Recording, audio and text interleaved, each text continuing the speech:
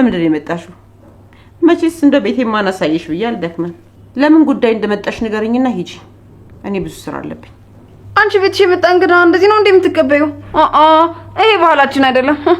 ወይዘሮ ሉሊት ያለምንም ጉዳይ ወደዚህ እንደማትመጪ እኔም አንቺም ጠንቅቀን እናውቀዋለን። አሁን ልቁል ተናገሪ ነው ውጪ። እኔ እንኳን የመጣሁት ላደንቅሽ ነው። በጣም ጀግና ሴት እንደሆነሽ ልነግርሽ እፈልጋለሁ። ምንድነው ደግሞ ይሄ ሁሉ አድናቆት?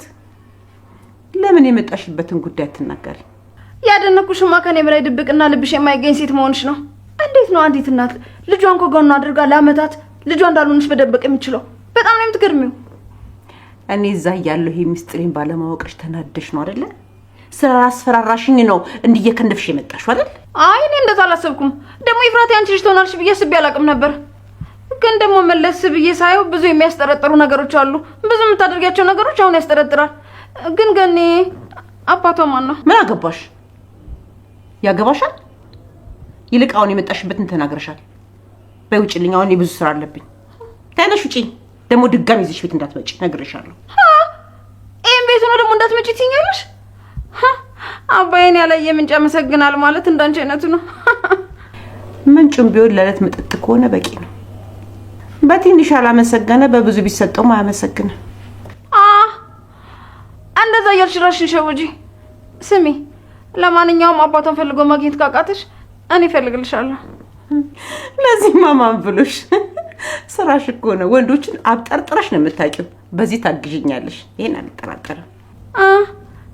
ቤት ውስጥ ደግሞ በጣም ናፍቀንሻል።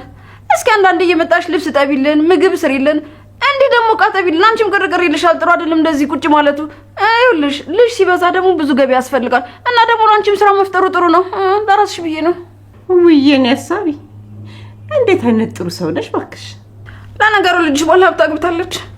ከዚህ በኋላ የሰው ቤት የምታሰራሽ አይመስለኝም። እንደውም አፈራይን ካሻትልሽ አትቀርም። ስሚኝማ፣ ለምን ሁለቱ ብቻ እዛ ትልቅ ቤት ከሚኖር እናንተን ስብሰባ አድርጋ አንድ ላይ አትኖሩም እንዴ? አንቺ ልዩ ስራ የለሽም እንዴ? ለምን የራስሽን ህይወት አትኖሪም? በቃ ውጪልኝ፣ አልፈልግም። ሂጂ ውጪ። አራለኝ እንደውም እኔ እንዳንቺ ዕቃ ማጠብ አይደለም። እሺ አዎ ልክ ነሽ። አንቺማ ለምን ብለሽ ዕቃ ታጥቢያለሽ? ምን በወጣሽና የወንድ ኪስ ጠቢ እንጂ።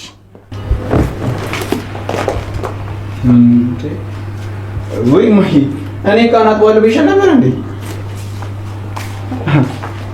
ወይዘሮ ሉሊት እዚህ ደግሞ ምንድን ነው የምትሰሪው? ማለቴ ቤታችን ታውቂያለሽ እንዴ? ሰፈሩን እንጂ ቤቱን አላውቀውም ነበር። እንደምንም አጠያቂ መጣሁ። ያን ያህል አስፈላጊ ነበር መምጣቱ? ማለቴ ግድ ነበር መምጣትሽ እዚህ? ይሄ ደግሞ የእናቱ ልጅ ይሄን ቤት ነው ቤት ትላለህ? በሉ ልሂድላችሁ። እኛ መሄድሽን ነው የምንፈልገው።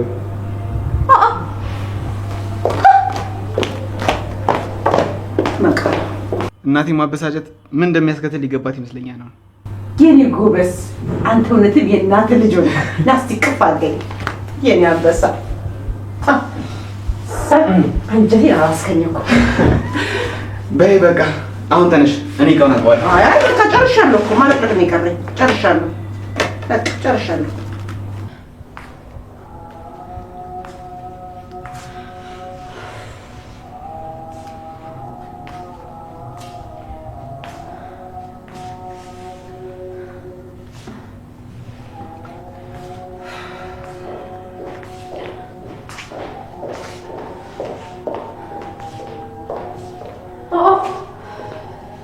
ሴቶች ምን ሆናችኋል? ፊታችሁ እኮ ልክ አይደለም። ናታንን ማግኘት አልቻልንም። ይኸው ስንደውልለትም ስልኩ አይሰራም። ጠዋት እንደወጣ አልተመለሰም። ድምፁን እንኳን አልሰማንም። ቆይ አንቺ ድርጅቱ ጋር ሄደሽ ነበር እንዴ? ምናልባት እዚህ ነው ስራ በዝቶበት ይሆን? አይ እኔ ሰሞኑን ድርጅቱ ጋር ሄድኩም። ኡፍ ቤዛ፣ እኔ በጣም እየጨነቀኝ ነው። ወንድሜ ምንድነው የሆነው? ከሰው ጋር ተደባድቦ ወይም ደግሞ አላውቅም የሆነ ነገር ሆኖ ይሆን እንዴ? አንቺ ተረጋጊ። ቆይ ወይ ካልሆነ ኤፍራታን ደውለን ጠይቃት እንዴ? ማን ያውቃል? እሷ እኮ ልታውቅ ትችላለች። እንደኔ ግን ባለትዳር ሴት ጋር ደውሎ የድሮ ፍቅረኛሽን አይተሽዋል ብሎ መጠየቅ በጣም ከባድ ነገር ነው እንዴ? ይሄ ምን ነው የሚከብደው? እኛ እኮ እሷ ጋር የምንደውለው ስለተጨነቅን እሷ ወይም ባሏ የሚያውቁት ነገር ካለ ለመጠየቅ ነው። እንደኔ ግን ባሏ ደስተኛ የሚሆን አይመስለኝም። ከቻልን እሷን ብንተዋት ነው የሚሻለው። ቆይ አንቺ ሴትዮ፣ እኛ የማናውቀው አንቺ የምታውቂው ነገር አለ እንዴ? ቆይ እናንተ የማታውቁት ነገር እኔ ምን ላውቅ እችላለሁ እንዴ? የማታውቂ ከሆነ በቃ ዝም በያ።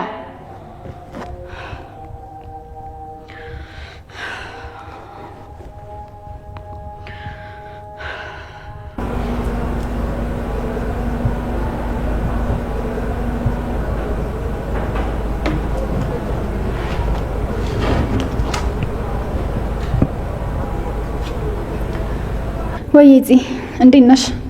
ስሚኝ፣ አሁን ስለኔ ደህንነት ወይም ደግሞ ስለ አንቺ ደህንነት ለማወቅ አይደለም የደወልኩት። ምንድነው? አሁንም ወደ ቀድሞ ማንነትሽ ተመለሽ እንዴ? ድጋሚ ረሳሽ? አይ እንደዛ አይደለም። ወንድሜን ማግኘት አልቻልንም። ምናልባት አንቺ የምታውቂው ነገር ካለ ወይም ደግሞ የሚሄድበትን ቦታ ካወቅሽ ብለን የደወልንልሽ። ማለት ናታ ምን ሆነ? የደበቅሽኝ የሆነው ነገር አለ? የባሰ አታምጣ ማለት አሁን ነው። ኤፍራታ ምን ሆነሻል? አንቺ የምታውቂው ነገር ካለ ብዬ ስጠይቅሽ መልሰሽ እኔን ትጠይቅኛለሽ እንዴ? እኛ እኮ አንቺ ባታገኙ እንኳን ባልሽ ከሱ አቅራቢያ ስለማይጠፋ ምናልባት ሊያዩ ይችላል ብለን ነው። እሱም አልገባም። ጠዋት እንደወጣ ነው። የትም እንደሄደ ሆነ ማን ጋር እንደዋለ አላውቅም። አልተደዋወላችሁም? ማለቴ ከጠዋት ጀምሮ ምንም አላወራችሁም? አይ አላወራንም።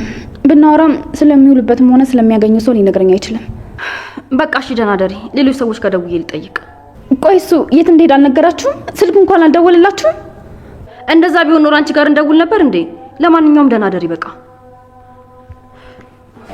ምን አለችሽ? እሷም ያፌትም የሚያውቁት ነገር የለም? እሱም ጣት ወጣ ወደ ቤት አልተመለሰም።